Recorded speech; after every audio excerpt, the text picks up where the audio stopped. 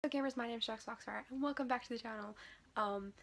Big, massive apologies. I haven't had any buried up recently. Haven't had anything up recently. But I'm back here with part 2 of chapter 4 and some pretty intense stuff happens in this chapter. So, I'm really excited to show it to you guys. This, unfortunately, won't be the last episode of Buried. However, I'm going to try to get part 3 up along with this one. So that means there'll probably be 2 videos up, which will be really, really good. But yeah, right now I am still editing part 2, which is what this is going into. And, yeah, I hope you guys enjoy this episode, and I will see you at the end of this video.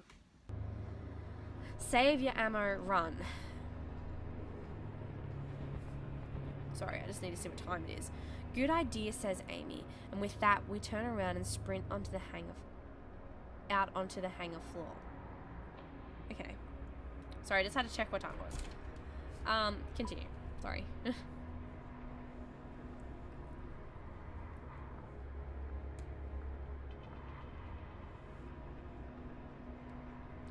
The room is enormous, so large that to call it a room almost seems silly.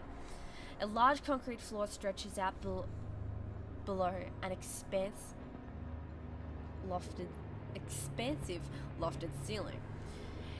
The area is almost empty except for one side, which has rows of narrow metal barrels. Back on the far wall is a lit area that seems to expose more rooms, labs, and machineries. Also in the rear of the hangar I can see some kind of chamber or control center. Dennis and I follow Amy across the hangar floor. Behind us, a series of rough slithering sounds tells us that the creatures have made their way into the hangar. From somewhere up ahead, a loud buzzing noise rings out. It reminds me of the slight buzzing noise I'd heard in the forest, the noise that got me into all this trouble in the first place. I look ahead and see that in the far back of the hangar, a bright red light is flashing. There is a small hatch or door below the light, and the hatch is open, and I can see a shape inside it. I can barely make out the figure of a man standing there, holding an industrial microphone, and as soon as I see him, I hear his huge amplified voice. It blares down over an intercom system, and he sounds pissed.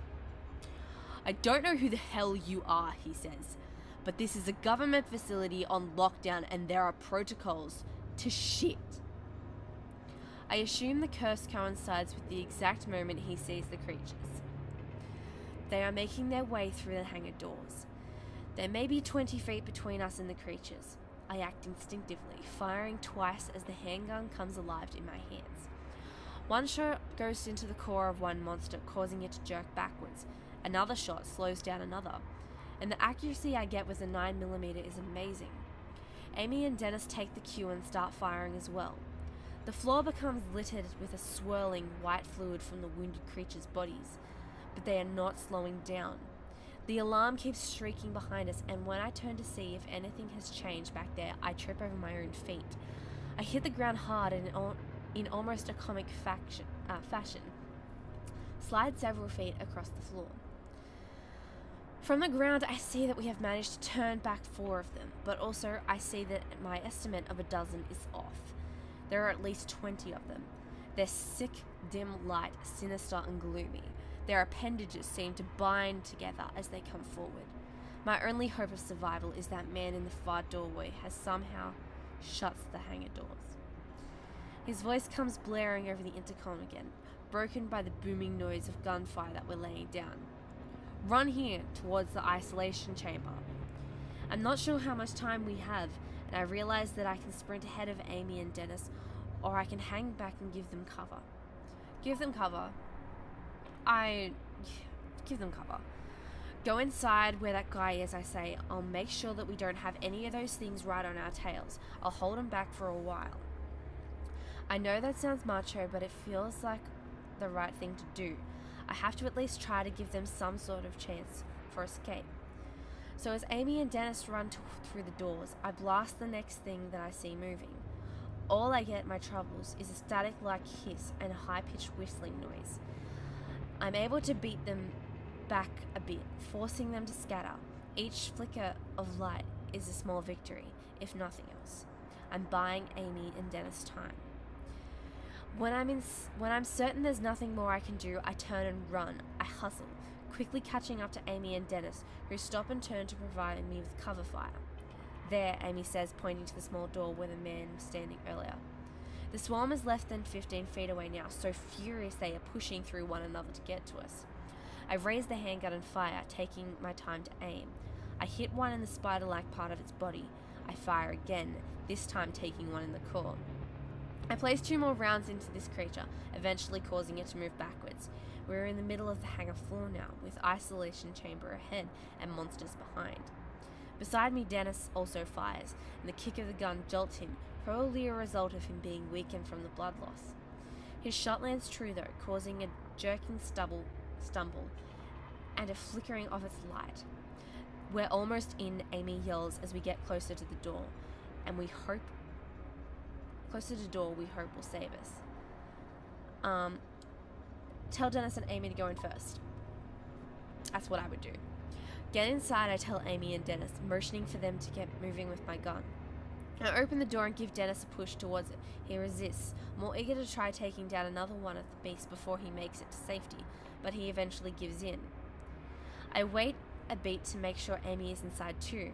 I fire off a few rounds on the creatures that still headed for us, hoping to slow them down. When Amy and Dennis clear the door, I nearly dash inside, but then I feel something hot seep into my back. "Roger!"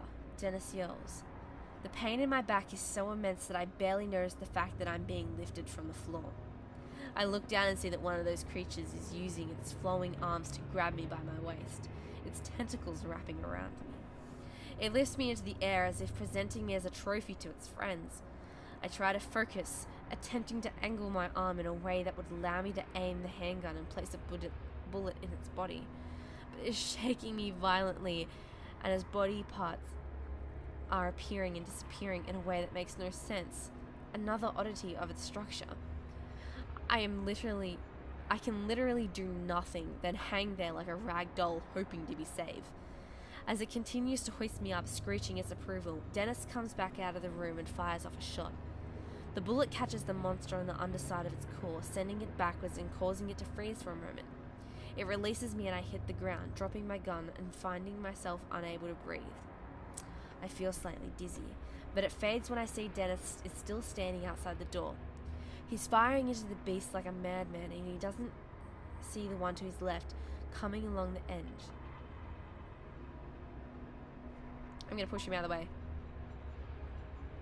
I try to dash towards Dennis to push him out of the way, but there's not enough time. The creature jerks out of existence and then reappears right behind him, and by the time Dennis turns and sees the creature coming, it has already drawn several of its appendages back to strike.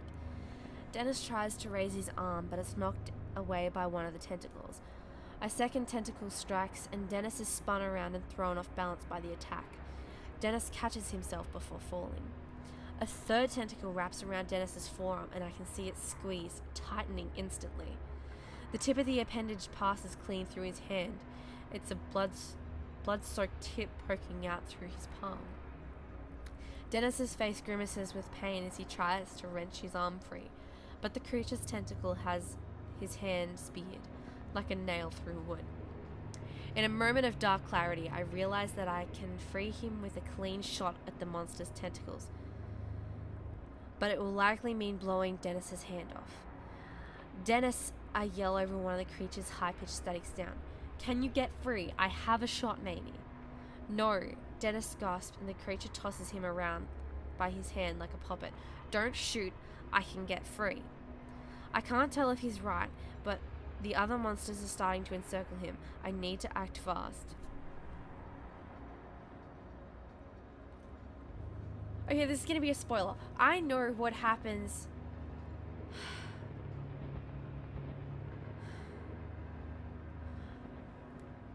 I don't want to shoot off Dennis's hand. But at the same time, I don't know what's going to happen because I don't know if Dennis is going to be able to get away. And I can't afford to lose Dennis. But then I also wonder at the same time, can I afford to lose Dennis?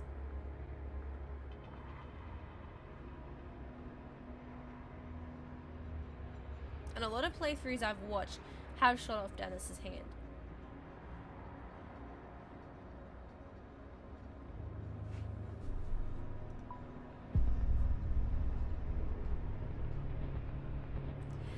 Dennis is fighting hard, doing everything he can to bring the gun around with his good hand.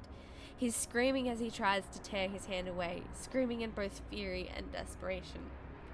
This only seems to anger the creature, which then swats Dennis with another of its tentacles, opening a deep gash across his cheek. His skin peels back and his eyes go wide with shock.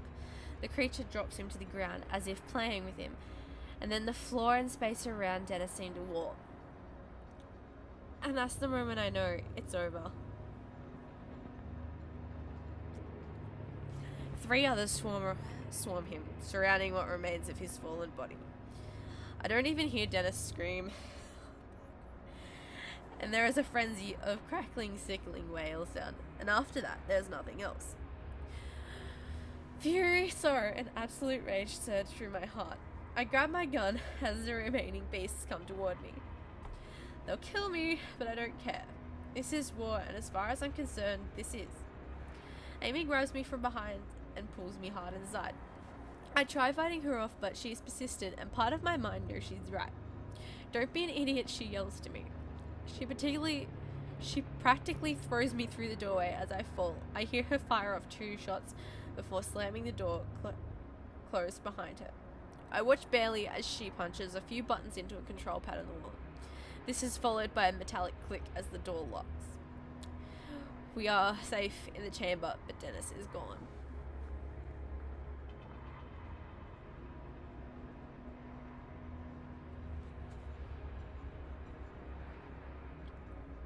I regret that so much right now.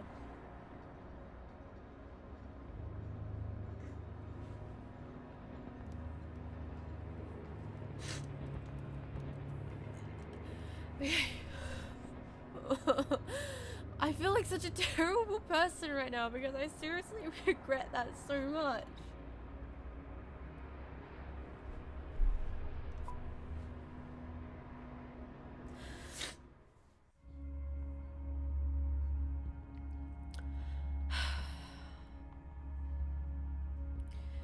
We are now inside a large reinforced chamber of sorts, almost like inside a submarine. Near us is the door, shut tight. Far away from us along the back wall are all sorts of controls and monitors. It seems clear that this metal door is impenetrable, at least to them. And I'm fairly sure that they aren't getting in. Dennis, I say. I'm sorry, Amy says, and I'm sorry for pulling you back, but you are walking into your own death out there. I know, I say. And I know, I say. But that doesn't make it any easier. I couldn't quite see, but it looked like you may have had a shot. Why didn't you take it?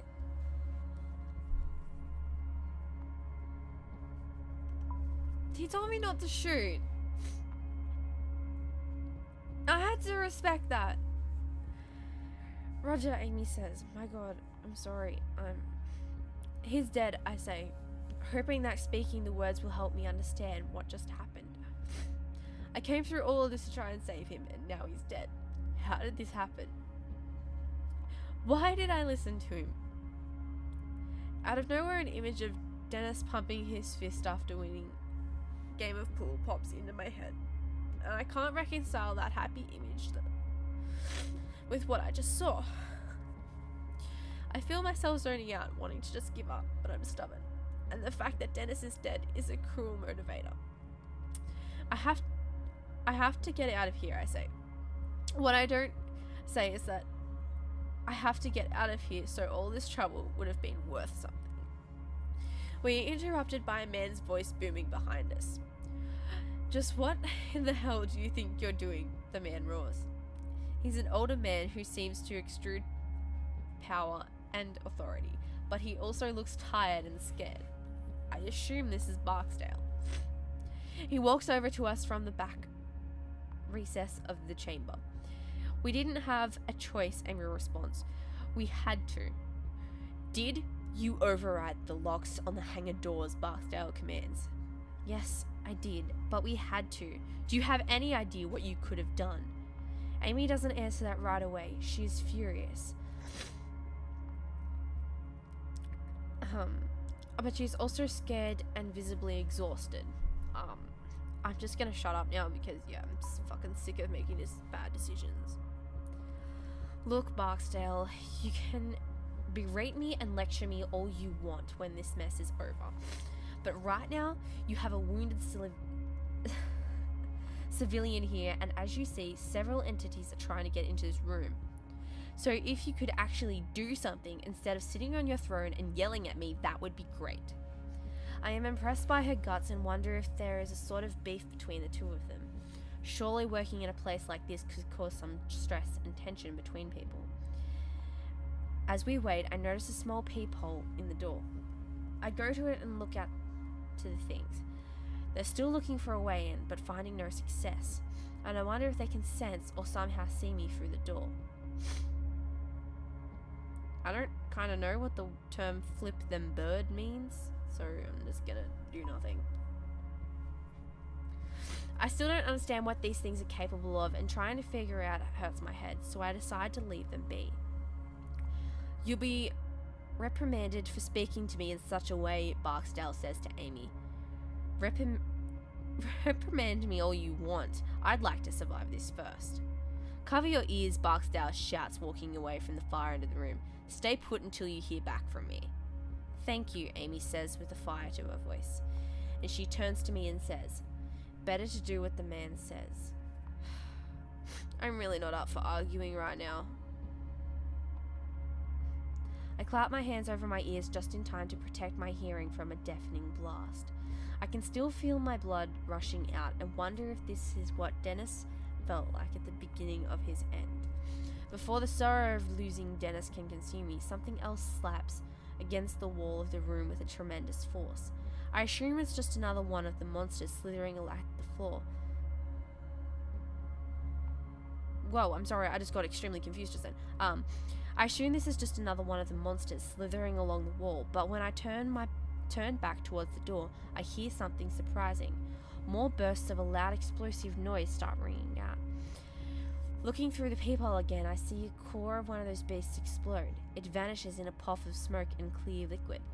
Looking to my left, I see Barksdale in a shooting stance at the far side of the room. He's firing through a small slit in the wall.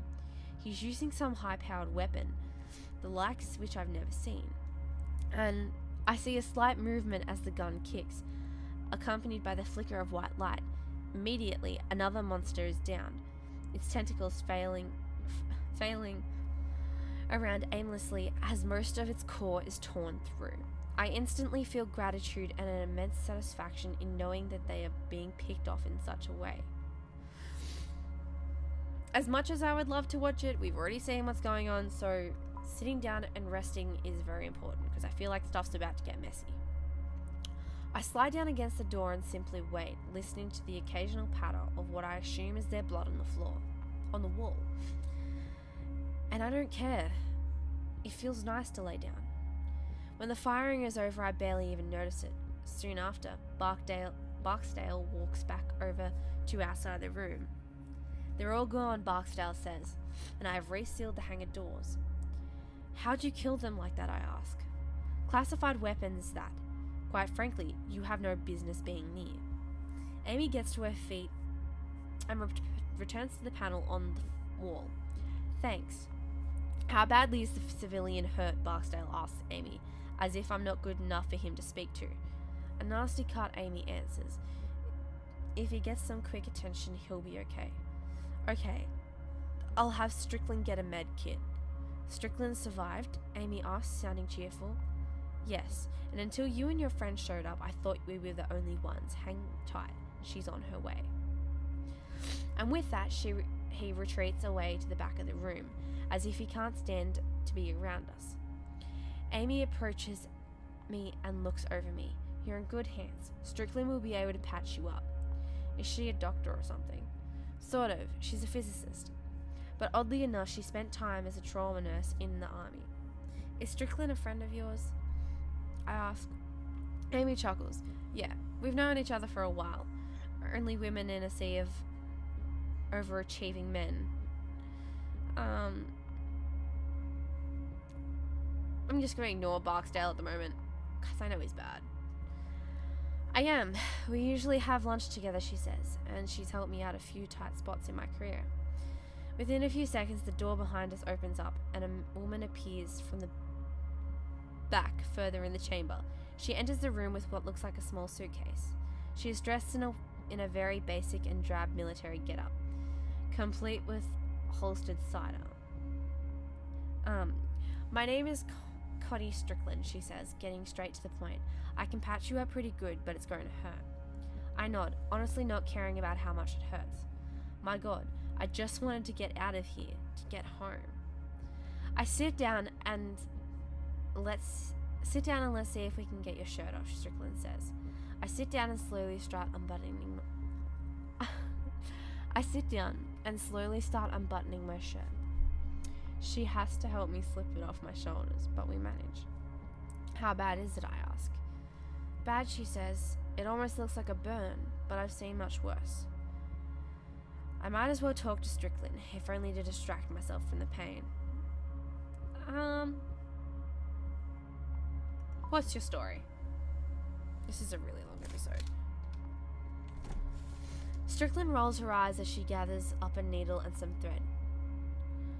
I've always been into fringed science. I started working in labs where these eccentric Russian scientists were being funded by the US to work on combining DNA types. I sort of became obsessed with perfecting human physiology while I was a trauma nurse in the army. You're a mad scientist then, I say. I get that a lot, but no, not compared to the stuff we do here. What kind of stuff? I still want to probe. It's complicated. Chroma masses, quantum gravity, crunching things down into this. What the fuck? Swisher-Child radiuses? I don't know. Yeah, a mad scientist I trait, trying to keep myself calm with dry humor. There are lots of small labs working on the same stuff here, she argues. They just don't have our funding. When you guys ran in here, she said, I was horrified. Those barrels outside. I'm not sure if you saw them, but if you'd shot them, it could have been bad. Why? The grey ones are filled with an experimental fuel that is highly flammable. The yellow ones contain liquid nitrogen. What? I ask. Just laying around. Well, this area is the safest in the building, the most secure. Well, it used to be anyway. And take this, she says, handing me 4 pills, painkillers. They won't work immediately, but they'll done the worst of your feeling. Are those the best idea, I ask? Won't they make me dizzy or out of sorts or anything? All I get in response is an annoyed and determined look. It's going to hurt, but I can't afford to be dizzy and out of sorts, so I'm not going to take them. You refuse the painkillers. Really, I say. I don't want to get really lightheaded. In case I have to move fast, I can handle it. Your call, Strickland says as she starts working on me. She slathers the wound in sort of liquid that stings like crazy, and I gasp. Grin and bear it, boys. Grin and bear it. Ready to stab me yet, Strickland? Yet? Strickland asks. I'm fine, I hiss. I wince as she dabs at my eye, swollen from where Marcus kicked me. I grit my teeth in pain and try to catch my breath. The anticipation is the worst part. I'm relieved to find that it doesn't hurt as much as I feared. It's no panic for sure. It's no picnic for sure. But compared to the fire-like pain in my wound, it's bearable. So you and Barksdale are the only survivors, Amy asks. It seems that way. Those that didn't disappear into thin air were killed by those things, Strickland says, nodding to the secured door. No one else made it, question mark. Not that I've seen, Strickland says, but if anyone else did make it, they're trapped out there with those things. I'm glad to see you. Where were you when it happened? Amy asked. I was in the micro lab on level 2, Strickland replies. Park and O'Brien were in there. Park and O'Brien... sorry, I just got completely distracted. Were there with me when it... and they just disappeared, I guess. It looked like they were being stretched, distorted, and then there was a ball of white light, and they were gone. The ball of light was just annihilated everything it touched. Would it leave a perfectly round hole, I ask? A light bulb turning on in my head. We saw some of those up at the logging site. It was probably the same phenomenon, Strickland replies. Amy looks like a child afraid to ask an adult for something, and finally she asks, "Where did they go?" "We don't know," Strickland says. "It could be an infinite number of different dimensions, or even some dimensions that merge and mix together. It could be a place that exists between dimensions, and Barksdale calls it the void." How is that possible? "We don't know that just yet," Strickland says. "Our understanding of space-time is evolving, especially when you start warping it like we have been doing," Amy adds. That point seems to be the end of the conversation. As both women fall quiet. I wince through the rest of Strickland's stitching, feeling the tug of my skin, but thankfully no more flowing blood. Finally, Strickland says, "You're good to go." I slide my shirt back on, aware of the thick pad of gauze that Strickland applied to my shoulder. So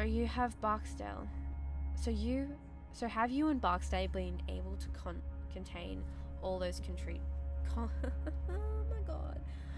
All those creatures, Amy asks. Strickland appears shocked, clearly not the reaction Amy was expecting. Contain? Are you nuts?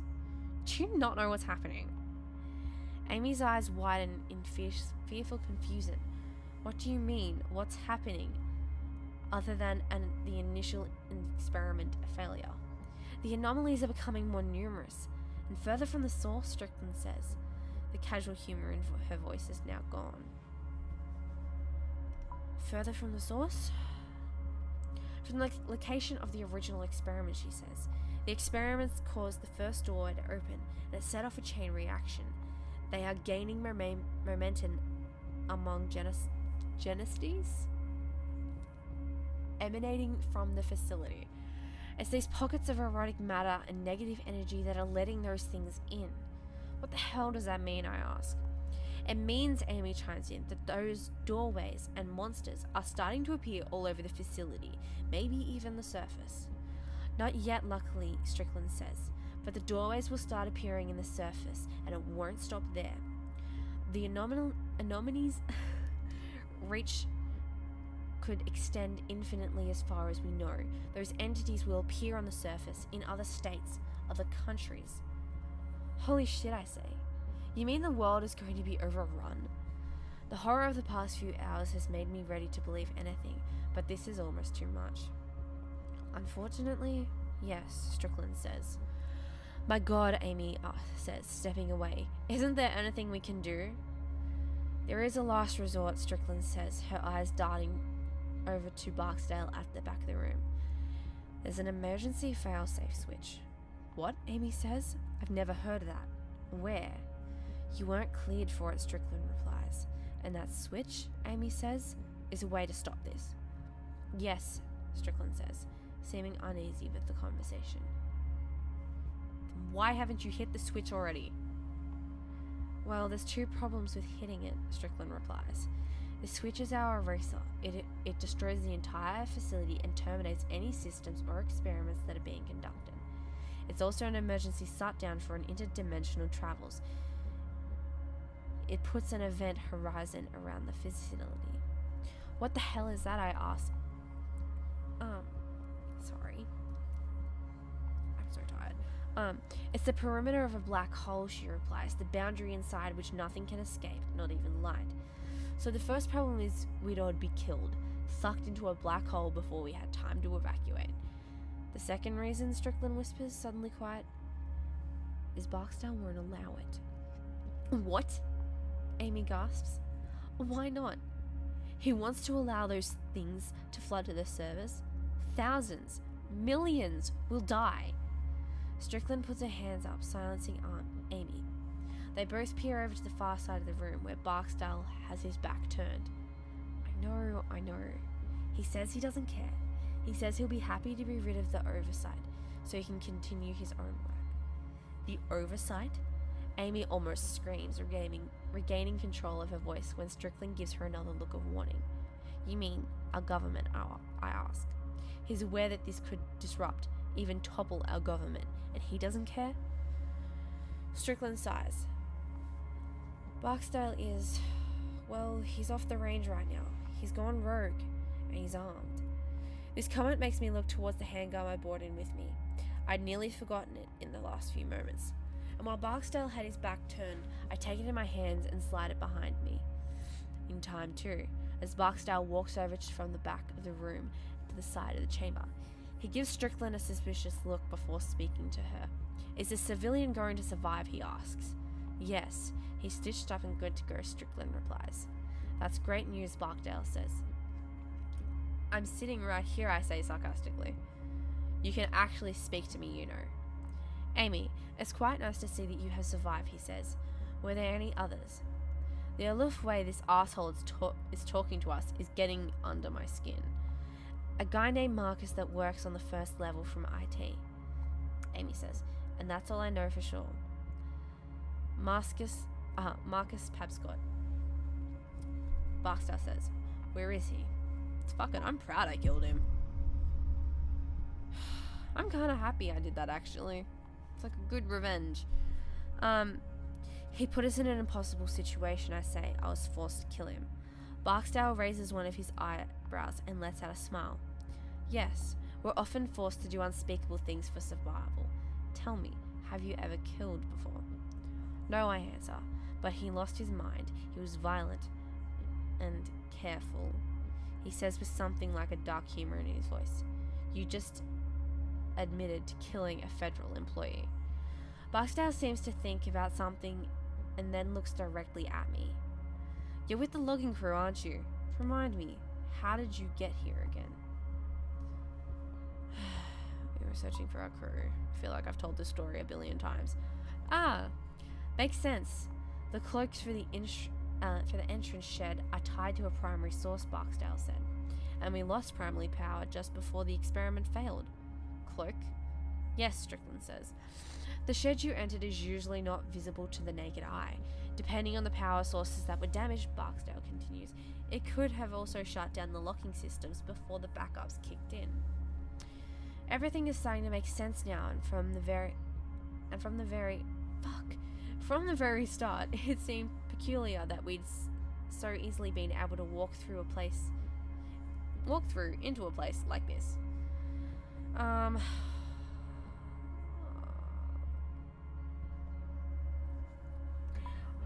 Where's the rest of our crew? Your crew, Barksdale asks. Frank and Joe, they're gone. Gone? Gone where, I ask, my voice trembling. Hearing him speak the names of my crew enrages me. They were annihilated by an antimatter pocket that created during the failure. A bright ball of light. In the aftermath, all you'd see would be a round hole in the ground.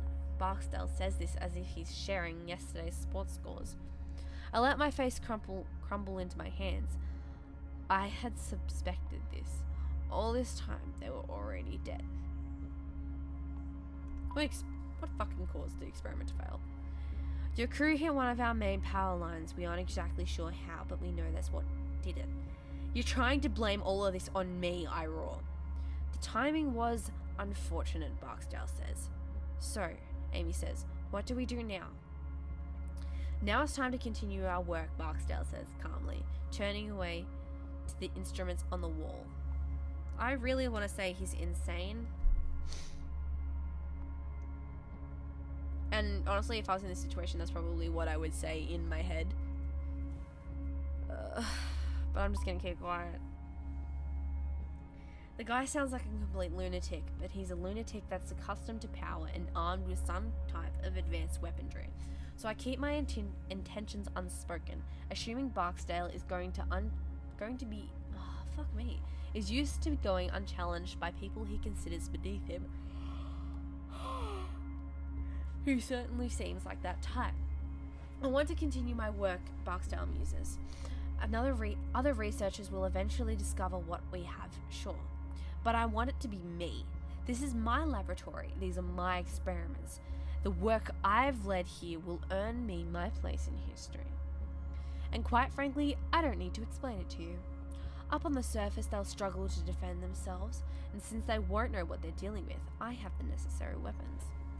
After a few months, who knows? Maybe I'll decide the world is ready for me to help them, and we'll go from there.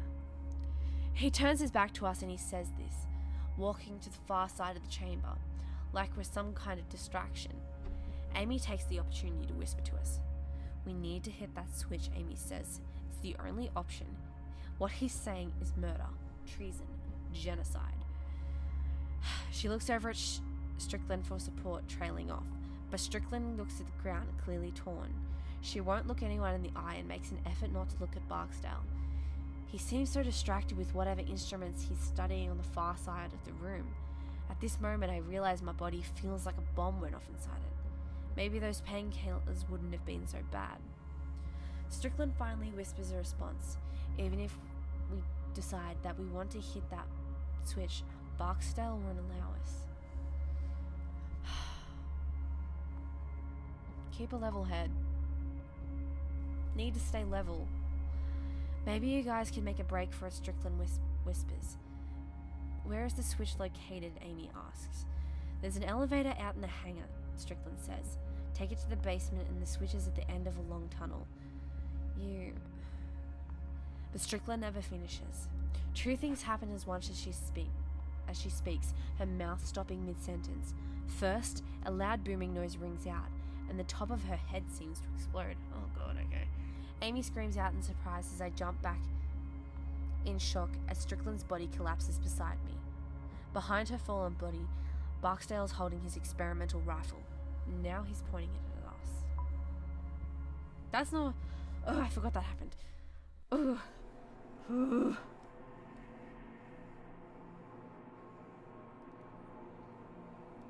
I wonder if Barksdale is even crazier than Marcus.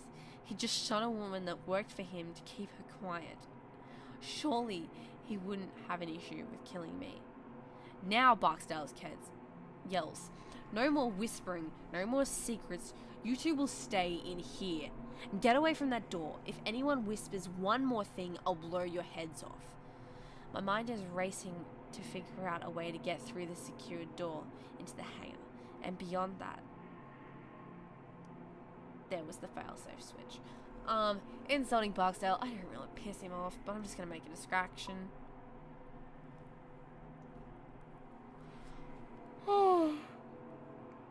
Over the day. I try my best to be a good actor as I wobble with my feet a bit. I stop. I start forward again, and then wobble some more.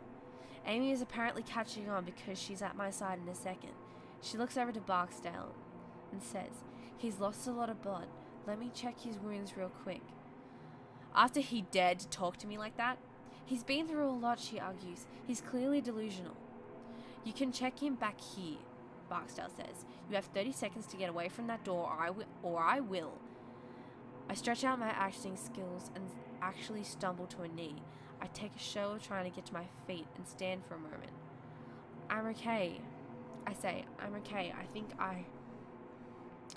And as quickly as I can, I raise my gun and fire. I don't even take aim. I just fire in Barksdale's general direction. Barksdale takes off running. My shot misses wide. He runs for cover to the back of the room, and that's all I needed. Amy also fires a shot to keep him under cover as we head for the door, and Amy pushes a button and the door swings open.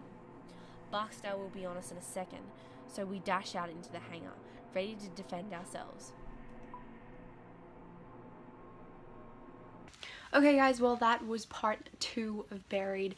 I hope you enjoyed it. A lot of stuff happened there. And it's also like my biggest regretting sort of buried section so far. I was absolutely heartbroken after it. But anyway, the last episode, the last video, I keep saying episode. The last video is going to be buried chapter 4, part 3, and it should be up along with this, as I said earlier in the video. And that will be the conclusion of Buried. But guys, thank you all for watching. If you enjoyed the video, please drop a like, hit subscribe, and even turn on notifications. And I'll see you guys in the next video. Okay, bye.